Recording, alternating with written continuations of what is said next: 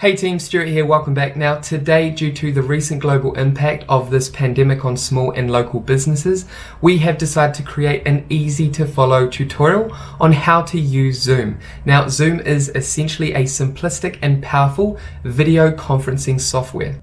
Now many of us are required to work from home or to self-isolate, and therefore we want to show you how you can move your physical meetings and conferences online in order to remain productive, connected, and of course safe. Alright, before we jump over to this video conferencing software called Zoom, feel free to subscribe to this channel and tap the bell icon, and that way you'll stay updated with new and practical videos aimed at helping your small or local business thrive online. Alright, with that said, let's jump into Zoom.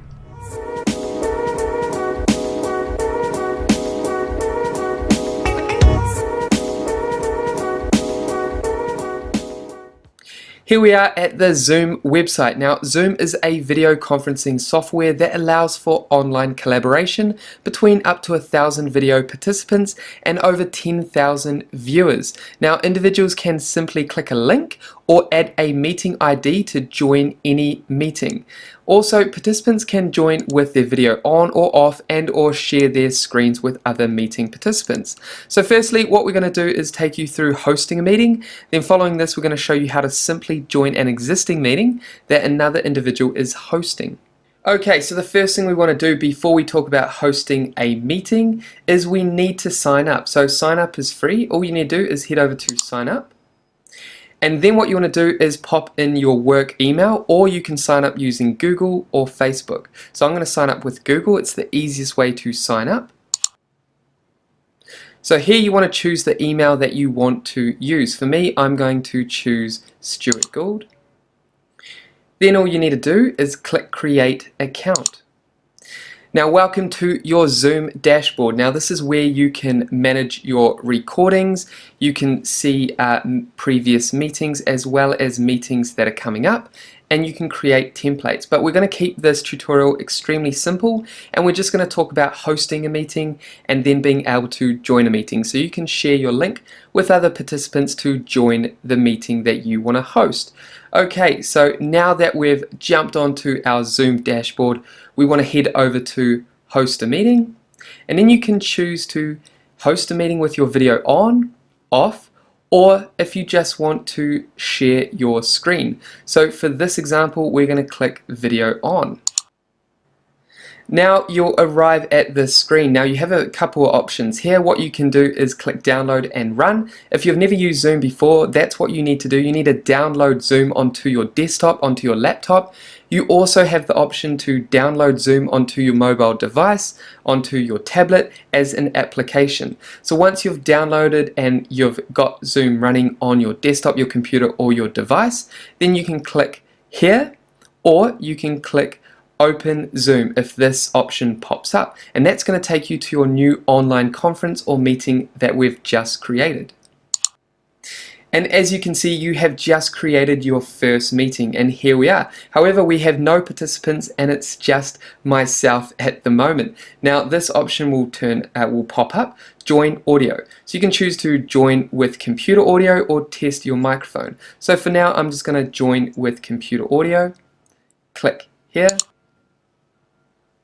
And then as you can see me. Hi, and this is great. So this is the screen, this is the video that you're going to see when you have your video on. So what we're going to do is quickly go through a few of the options that you can see below the video, and we're going to guide you through each important element so that you can make the most of your conference or your online meeting. So firstly, if we pop over to the left hand side, you can choose to mute yourself so that you cannot talk anymore, other participants cannot hear you. Then you can click to unmute. Then if we pop across here, you can choose to stop your video, and that's just going to show your profile, your email profile. Because I signed up with my Gmail, this is my Gmail profile picture, and this is what pops up. So you can choose to mute yourself, you can turn off your video whenever you choose, and I'm going to click that to turn it back on. And then if we pop over here, we have invite. So again, what's a meeting without other participants? As you can see, we've only got one participant, and it's myself, the host. What you can do is click invite.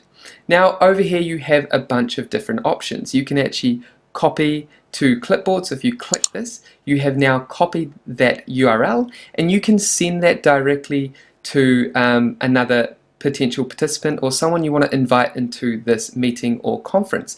You can also do the same with copy invitation. Click that and you can send that invitation to another participant. Now you can also simply click on your email. So I use Gmail. So what I could do is click this, and automatically it's going to open my email, and I can put in as many emails as I want and send that invitation directly to those email addresses. And all they need to do is click on the email, type in the ID and password, and then they can enter into this Zoom meeting. So there's your password down below. We're not going to invite anyone right now because this is a tutorial. Now if we pop along, you can manage your participants, you can mute everyone. So for example, if you're speaking in your meeting and you don't want anyone else to speak and talk amongst each other and you want them to focus on you, you can click mute all. And what that does is mutes every single person. Then you can choose to unmute all, and you have more options here. So mute participants on entry is a great way to basically ensure that when people enter the meeting, they're not talking and you're not going to be able to hear them. Sometimes when people enter a meeting, they forget to mute their audio, their mic, before they enter the meeting. So this is great. There's one speaker and you just want people to join the meeting and listen into that particular meeting. So mute participants on entry is great. We're going to leave that on, and there's a few other options here, but I would ideally keep these ones as they are for now. That's probably the best option. And then when other participants arrive, you'll be able to see them along here. You can choose to mute each particular participant. So for myself, I could mute myself, unmute here as well, and then more options down here. Now I can choose to rename myself, but we'll exit out of that. Now if we pop back down here, we also have the option to screen share. So if you click that, look, I can choose to use a whiteboard, or I can choose other options here, or I can choose to use another screen. Maybe I have another browser popped up with another a tool or some other website that I want to show people. I can screen share, or I can click whiteboard. Now a whiteboard is great, especially if you're trying to explain something and you want to draw or create diagrams for everyone to see. So if I click whiteboard and click share, as you can see, it comes to this option, and now they can see my little profile, my video here, and they can also see this entire screen. Here is great because you can start drawing, you can do whatever you like, you can delete that, you can redo, you can erase. There's so many options here, and you can save the diagrams. So we'll clear that, clear all my drawings, and then if you want to stop screen sharing, all you need to do is click stop sharing, and it's going to come back to the video. So that's a great tool there, screen sharing. You can also draw diagrams, and it's a great way to engage and interact with your team or with others participants in your meeting. So if we pop back down, we can also open the chat, which we've already done so here. Now the chat is great. You can choose to send a chat directly to one participant, or you can send it to everyone. You also have the option to add a file. So chat is great when you want to kind of engage in other ways. Now you can also turn the chat off, and you have other options. For example, we'll come down here. Here we go. So you can choose no one can chat, host can only chat to others, everyone publicly, or everyone publicly and privately. So other participants can message each other indirectly without anyone else knowing. So those are some great options if you would like to use chat. Now if we pop back down here, we have record. Now if I click record, what's going to happen is I'm going to start recording this whole conversation and this entire meeting. There's going to be multiple people that are going to pop up here, and they'll have their cameras. So I'm going to record without audio, and that is recording feature, and you can see the recording up here. You can click pause, or you can stop it. So we're going to stop that recording for now, as we're just demonstrating.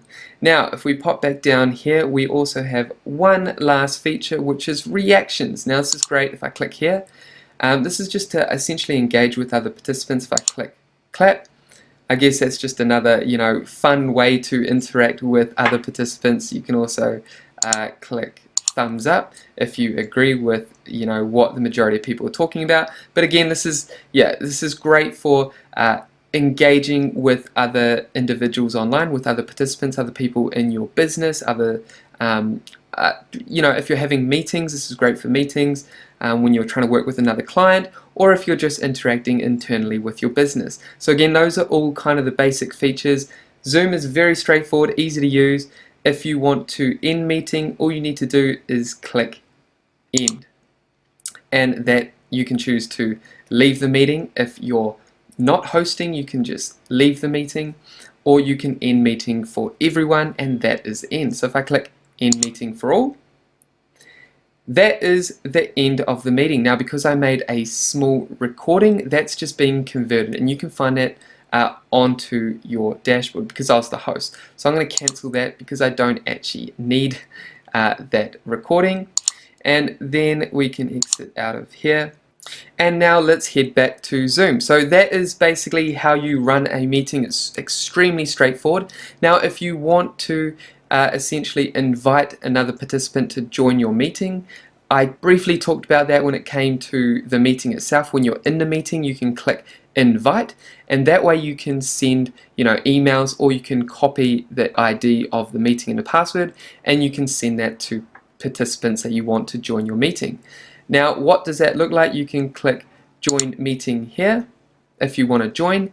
All you need to do is pop in the meeting ID here and then the password, and you can join a meeting. Now, if I were to send a link to a meeting, the ID as well as the password, that's going to look like this. As you can see, I opened Gmail because that's the email that I use, and this is what was sent automatically to me to join the meeting. So if someone else is hosting the meeting, they would send this to me, and all I'd have to do is click this link here, put in the meeting ID and the password, and I'll be able to access that meeting.